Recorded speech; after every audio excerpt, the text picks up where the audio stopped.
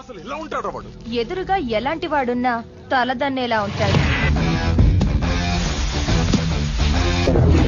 వాడి blood వాడిలాగే B negative.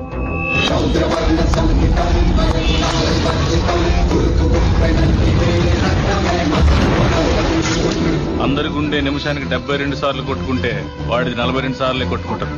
Napoleon heart అంటారు. దానివల్ల హార్ట్ స్ట్రోక్ వాడికి రాదు, వాడి వల్ల ఎదుటోడికి వస్తుంది. వాడి బాడీలో మోస్ట్ డేంజరస్ పార్ట్ కళ్ళు.